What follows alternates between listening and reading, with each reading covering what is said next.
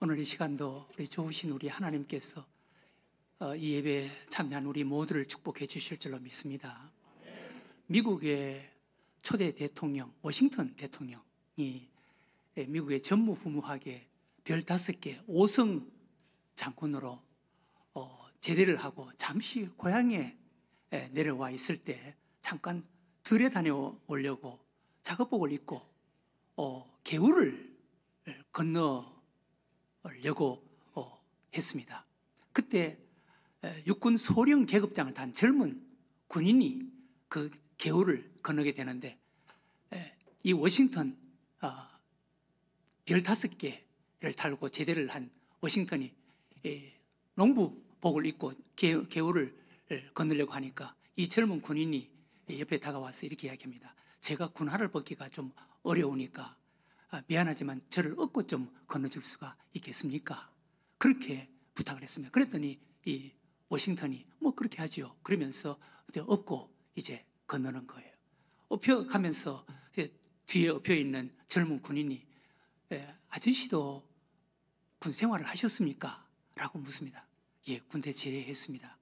그러니까 뒤에 있는 사람이 그러면 병으로 제대를 했습니까? 아니면 장교로 제대를 했습니까? 라고 물었습니다. 그랬더니 워싱턴이 장교로 제대를 했습니다. 일반적으로 장교를 제대하면 육군 대위로 제대를 하는 경우가 많거든요. 그러면 대위로 제대를 했습니까? 그러니까 앞에 있는 워싱턴이 그보다 조금 높았습니다.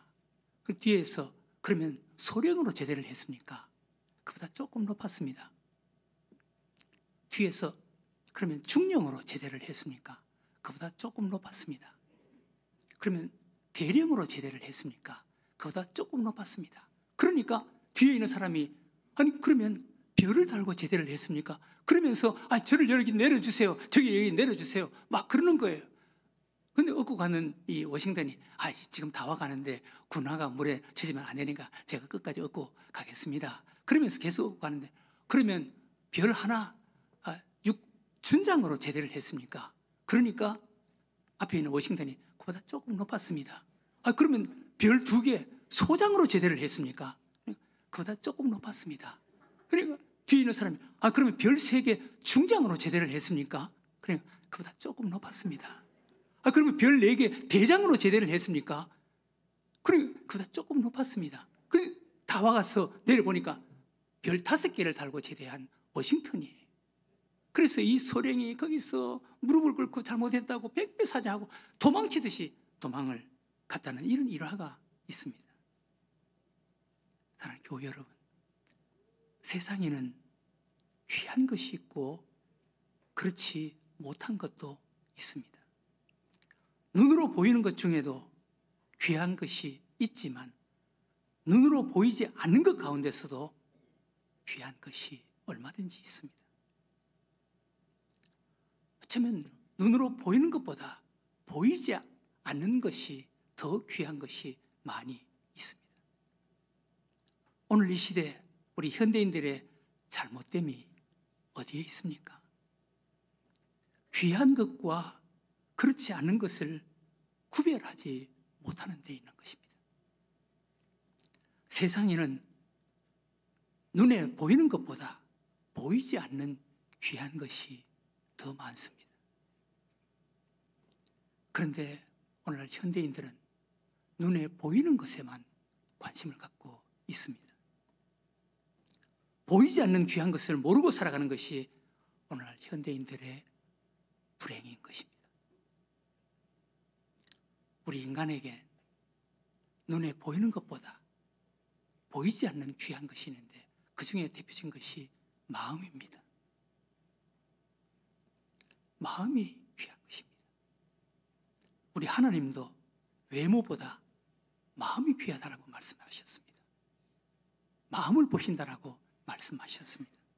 사무엘상 16장 6절 이하에 그들이 오매 사무엘이 엘리압을 보고 마음에 이르기를 여호와의 기름 부으실 자가 과연 주님 앞에 있도다 하였더니 여호와께서 사무엘에게 이르시되 그의 용모와 키를 보지 말라. 내가 이미 그를 버려놓으라. 내가 보는 것은 사람과 같지 아니하니 사람은 외모를 보거니와 나 여호와는 중심을 보느니라 하시더라. 하나님도 사람의 마음을 보신다는 거예요. 중심을 보신다는 거예요. 그런데 오늘날 우리 인간은 겉모습만 보는 거예요. 외모만 보는 거예요. 그러나 눈에 보이는 것보다 더 소중한 것이 마음입니다. 마음이 그 사람의 전인격을 대표하는 것입니다. 마음이 그 사람 자신인 것입니다. 그 사람의 진실은 마음인 것입니다. 아무리 육체가 건강해도 마음이 병들어 있으면 그는 병든 자예요. 아무리 육체가 커도 마음이 작은 자는 그는 작은 자예요. 아무리 고급 옷, 좋은 옷을 입고 다녀도 마음이 더러우면 그는 더러운 사람입니다. 아무리 자유롭게 다녀도 마음이 무엇인가 붙잡혀서 포로가 되어 있으면 그는 감옥 안에서 사는 자인 것입니다. 우리는 마음이 중요하다는 것을 알아야 돼요. 그래서 우리 마음을 잘 간수하고 마음을 잘 지키고 마음을 잘 다스려야 하는 것입니다. 하나님 말씀 잠언 4장 23절에 무릇 지킬 만한 것보다 더욱 내 마음을 지키라. 생명의 근원이 이에서 남이니라 라고 말씀했습니다. 오늘 우리가 읽은 하나님의 말씀에도 잠언 16장 32절에 노하기를 더디하는 자는 용사보다 낫고 자기의 마음을 다스리는 자는 성을 빼앗는 자보다 나으니라 라고 말씀했습니다. 노하기를 더디하는 자, 자기 마음을 다스리는 자가 소중하다는 거예요. 우리는 마음을 잘 지키고 마음을 잘 다스리는 자가 되어야 하는 것입니다.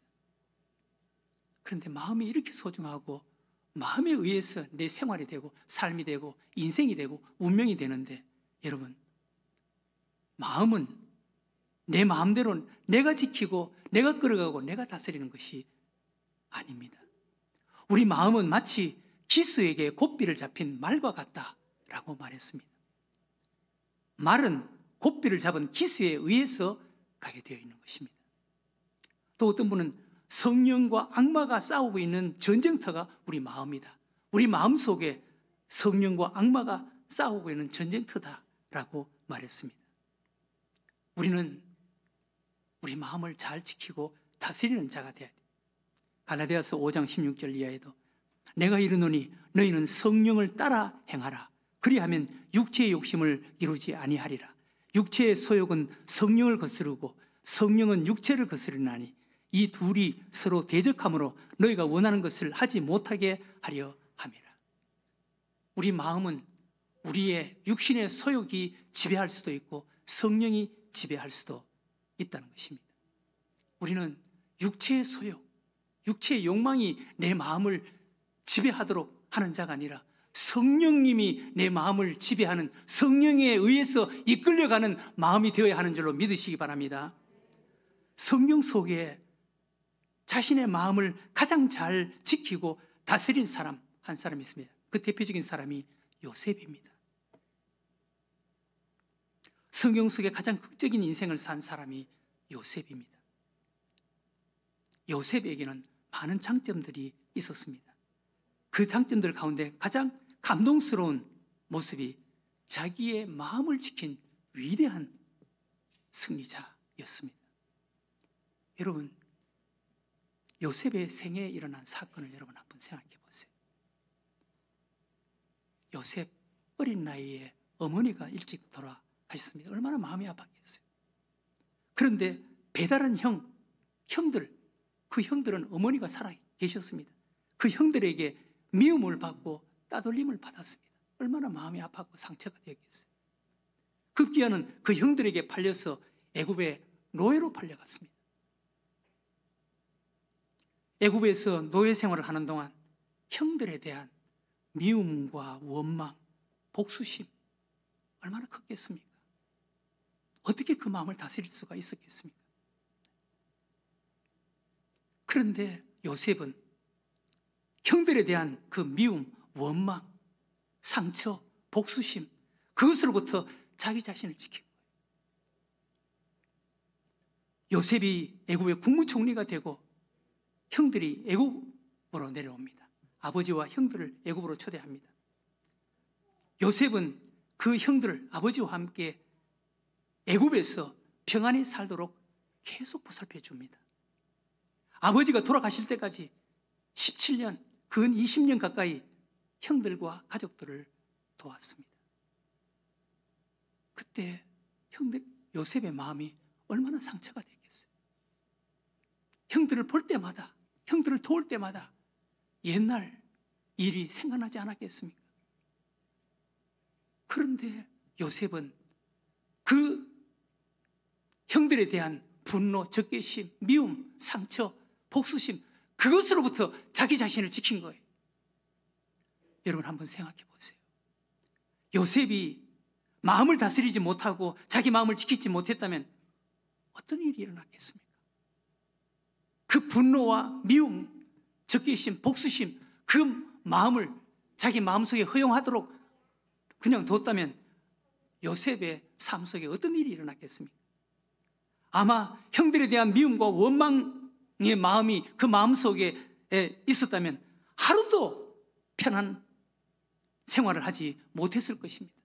그 마음속에 형들에 대한 미움과 증오심과 복수심, 상처, 그것에 붙잡혀서 하루하루를 살았을 것입니다. 또 요셉이 그런 형들에 대한 미움과 원망, 상처, 그 복수심의 마음, 그 마음으로부터 자신을 지키지 못했다면 보디발의 아내, 그 요셉이 20대 초반인데 보디발의 아내, 그 여인의 불같은 유혹을 어떻게 지킬 수가 있었겠습니까? 아마 그런 상처의 마음이 있었다면 보디발의 아내의 그 유혹에 자기 자신을 던져버릴 것입니다. 그러나 자기를 지킨 거예요. 또 그 미움과 원망과 복수심, 그 감정으로부터 자기를 지키지 못했다면 하나님이 함께 하시는 그런 은혜의 삶을, 하나님의 축복의 삶을 결코 살지 못했을 것입니다. 그런데 요셉은 이런 분노, 미움, 상처, 복수심, 이런 것으로부터 자기 자신을 지켰습니다. 그래서 이 세 가지를 다 누리는 인생을 사는 자가 된 것입니다. 교회 여러분 한번 생각해 보세요. 요셉, 형들에 대한 분노, 미움, 복수심 속에 자기를 지킴으로 항상 요셉은 마음이 밝았고 평안했고 항상 얼굴이 밝았습니다. 창세기 39장 2절에서 3절, 여호와께서 요셉과 함께 하심으로 그가 형통한 자가 되어 그의 주인 애굽 사람의 집에 있으니 그의 주인이 여호와께서 그와 함께 하심을 보며 또 여호와께서 그의 범사에 형통하게 하심을 보았더라. 요셉이 이런 삶을 살 수 있었던 것은 그런 외부로부터 오는 분노, 미움, 상처, 복수심, 이런 것들로부터 자기를 지켰기 때문에 가능한 거예요. 또 요셉은 분노 속에 자기를 지킴으로 보디발의 아내, 그 여인의 불같은 그 유혹을 이길 수가 있었습니다. 창세기 39장 10절에 여인이 날마다 요셉에게 청하였으나 요셉이 듣지 아니하여 동참하지 아니할 뿐더러 함께 있지도 아니하니라. 만약 요셉이 형들에 대한 미움과 증오심, 상처, 복수심에 붙잡혀 있었다면 그 여인이 유혹할 때 자기 몸을 던질 수도 있었을 거예요. 네. 그러나 요셉은 자기 마음을 지키고 보호하는 이런 사람이었습니다. 세 번째, 분노 속에 자기를 지킴으로 하나님의 은혜와 축복을 받는 자가 되었습니다. 창세기 41장 39절 이하에 요셉에게 이르되 하나님이 모든 것을 내게 보이셨으니 너와 같이 명철하고 지혜 있는 자가 없도다. 너는 내 집을 다스리라. 내 백성이 다 내 명령에 복종하리니 내가 너보다 높은 것은 내 왕좌뿐이니라. 애굽의 국무총리로서 하나님께서 세워주시는 것입니다. 이것은 요셉이 형들에 대한 미움과 원망, 그리고 상처, 그 복수심, 그것으로부터 자신의 마음을 지킬 수 있었기 때문에 이 삶이 가능했던 것입니다. 사랑하는 교회 여러분, 그러면 요셉이 형들로부터 받은 그 상처와 아픔, 그리고 형들에 대한 그 미움과 상처, 그리고 그 복수심으로부터 자기를 지킬 수 있었던 그 힘이 어디에서 나왔겠습니까? 요셉이 이렇게 자기의 마음을 지키고 형들을 용서할 수 있는 힘이, 하나님께서는 요셉을 이렇게 소개합니다. 창세기 50장 19절 이하에 요셉이 그들에게 이르되 두려워하지 마소서. 내가 하나님을 대신하리이까. 당신들은 나를 해하리 하였으나 하나님은 그것을 선으로 바꾸사 오늘과 같이 많은 백성의 생명을 구원하게 하시려 하셨나니 당신은 두려워하지 마소서. 내가 당신들과 당신들의 자녀를 기르리이다 하고 그들을 간곡한 말로 위로하였더라. 요셉, 아버지가 죽고 형들이 결국은 자기 앞에 와서 무릎을 꿇고 잘못을 빕니다. 그때 요셉이 한 말, 요셉의 믿음, 신앙을 한번 보세요. 내가 하나님을 대신하겠습니까? 하나님이 하셨습니다. 하나님이 하셨습니다. 자기가 지금까지 살아온 모든 과정, 겪어온 모든 사건들 다 하나님이 하셨습니다 라고 믿은 거예요. 형들에게 애굽의 종으로 팔린 것, 보디발의 아내에게 억울한 누명을 쓰고 감옥에 들어간 것, 이 모든 것들이 하나님이 하셨습니다. 하나님이 하셨습니다. 하나님께서 나를 이렇게 애굽의 국무총리로 높여주시기 위해, 세워주시기 위해 하나님이 하신 것입니다 라고 고백하는 거예요. 이 믿음이 다른 말로 하나님의 섭리신앙이에요. 하나님이 하셨다. 하나님이 하셨다. 사랑하는 교회 여러분, 여러분들도 이렇게 믿을 수가 있겠습니까? 우리는 이렇게 믿는 자가 되어야 하는 줄로 믿으시기 바랍니다. 네. 잘된 일이든 못된 일이든 상처가 되든 아픔이 되든 눈물이 나든 하나님이 하신 거야.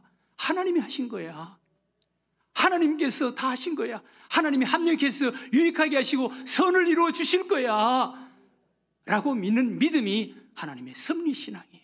이 믿음을 가지고 있으면 우리도 요셉처럼 살아가게 되는 줄로 믿으시기 바랍니다. 네.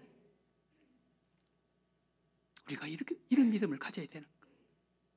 도저히 용서할 수 없는 사람, 도저히 용서할 수 없는 사건, 그러나 그 배후에 하나님이 나를 향한 계획이 있어.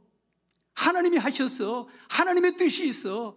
하나님은 반드시 그것을 선으로 바꿔주시는 거야 라는 것을 믿는다면 여러분들도 요셉처럼 하나님의 섭리신앙을 갖고 있는 거예요. 우리는 이 하나님의 섭리신앙을 가지고 살아가는 자가 되어야 하는 줄로 믿으시기 바랍니다. 네. 이 섭리신앙을 가지고 살아가면 하나님께서 우리들에게 주시는 은혜가 있습니다.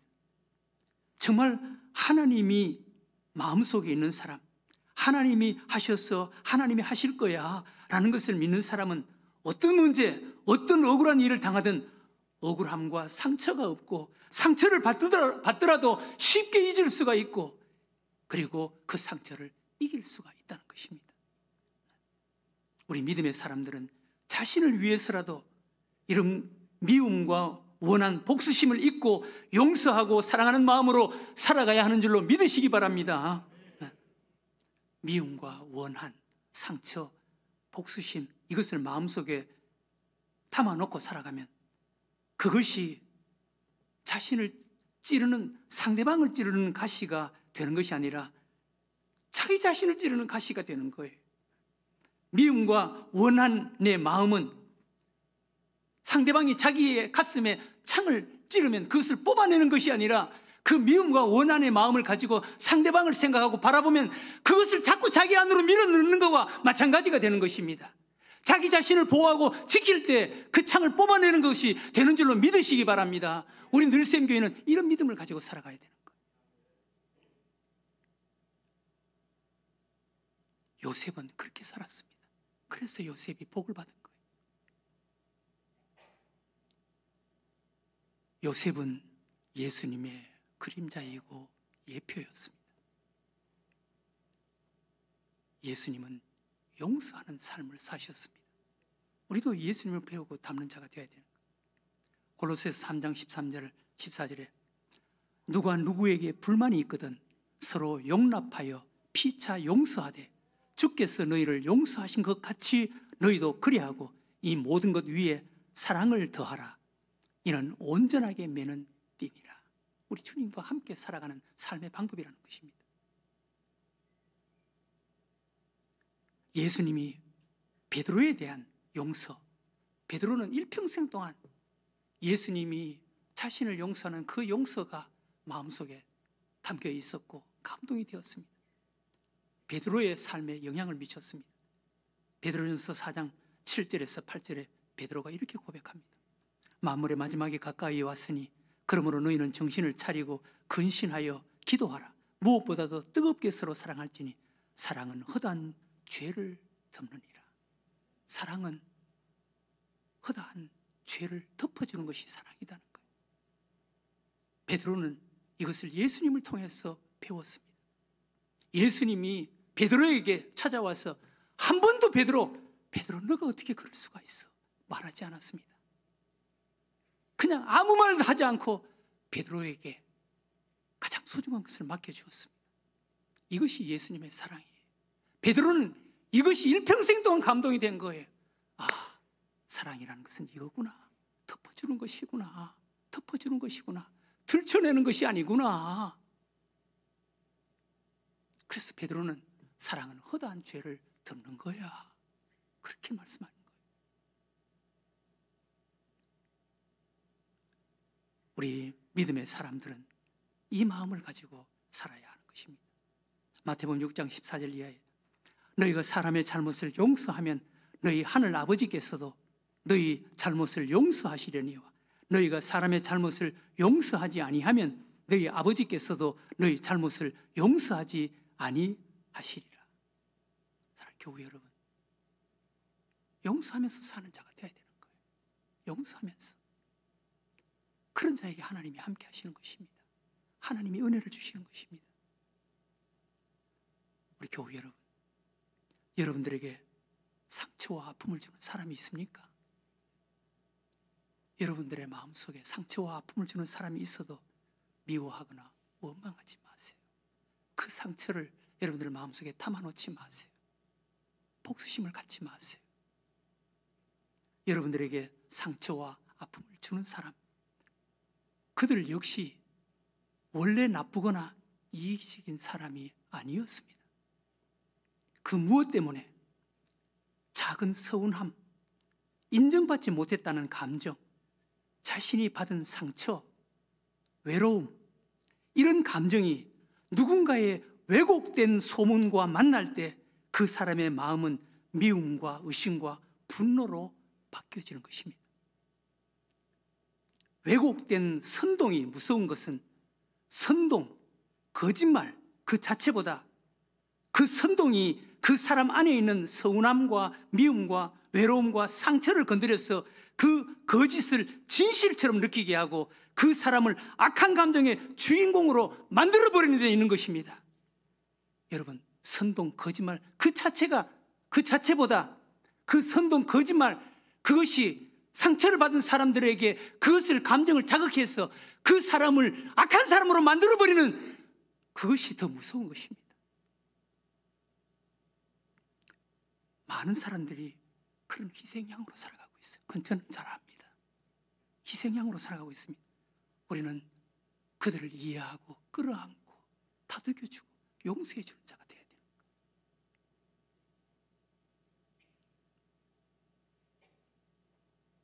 우리는 어떤 상황에서도 분노하거나 미워하지 않고 복수심을 가지고 살아서는 안 되는 것입니다.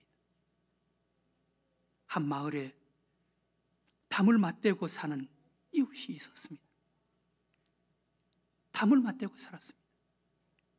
한 집은 넓은 초원에 많은 양들을 키우고 있었고 한 집은 사냥을 좋아해서 사냥개 몇 마리를 키우고 있었습니다. 그런데 이웃집 사냥개가 종종 담을 넘어와서 양들을 괴롭혔습니다. 양들을 키우는 이웃집이 사냥개를 키우는 이웃에게 개가 양들을 괴롭히니 개들을 우리에 좀 가두어 달라고 부탁을 했습니다. 그러니까 사냥을 좋아하는 이웃은 자기는 양들을 그렇게 많이 키우고 냄새를 풍기면서 내 집에서 내가 개를 좋아해서 개 몇 마리를 키우는데 라고 하면서 무시했습니다.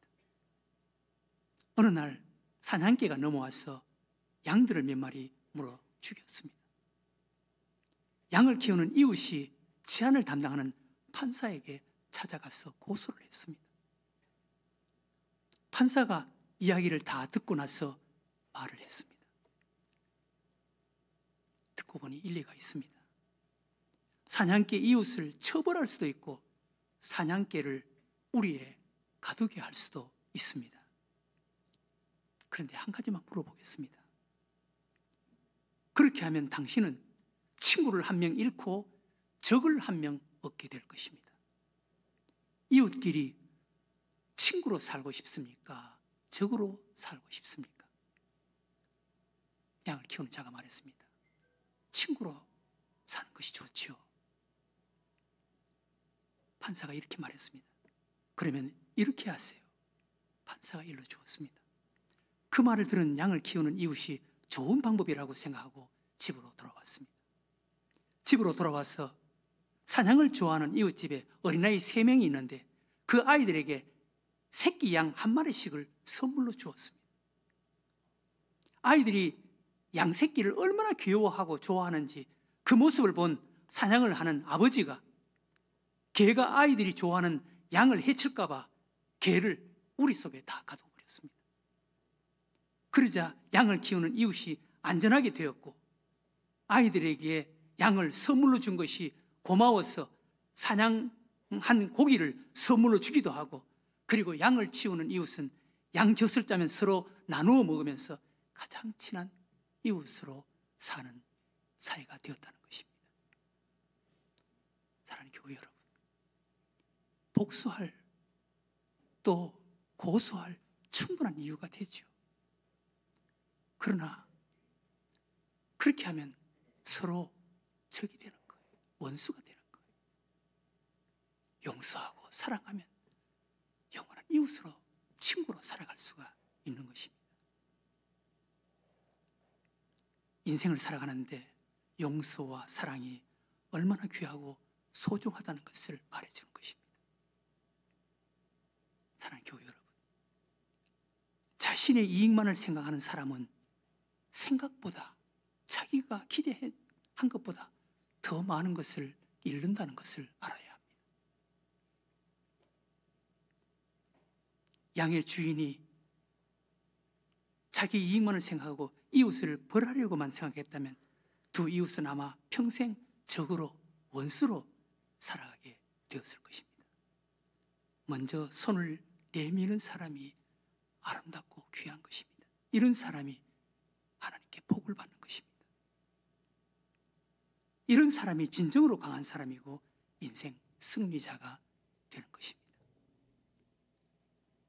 사랑하는 우리 늘생교회 교회 여러분, 여러분들 마음속에 이런 마음이 있게 되시기를 주의 이름으로 축원합니다. 여러분들 마음속에 상처가 없기를 바랍니다. 미움과 원망과 복수심이 없기를 바랍니다. 다 하나님이 하신 거야. 하나님이 하신 거야. 하나님의 선하신 계획과 뜻이 있어 하나님께서는 그것조차도 선으로 바꿔주시는 거야. 우리 믿는 사람은 이런 하나님의 섭리 신앙을 가지고 살아가야 되는 거예요. 그렇게 하나님께서 축복해 주실 줄로 믿습니다. 은혜가 있는 사람은 너그럽습니다. 은혜가 있는 사람은 용서할 수 있습니다. 사랑할 수가 있는 것입니다. 정말 예수님이 계시는 사람은 상처를 이기고 용서할 수 있고 사랑할 수가 있는 것입니다. 용서와 사랑이 위대하고 용서와 사랑이 최후의 승리자가 되는 것입니다. 흰머리, 백발이 면류관이 아니라 이런 삶을 사는 자가 진정한 인생의 면류관을 쓰는 자가 되는 줄로 믿으시기 바랍니다. 우리 늘샘교회 교우 여러분들이 이런 삶을 사는 진정으로 하나님께 영광의 면류관을 쓰는 이런 삶을 살아가는 여러분들과 제가 되시기를 주의 이름으로 축원합니다.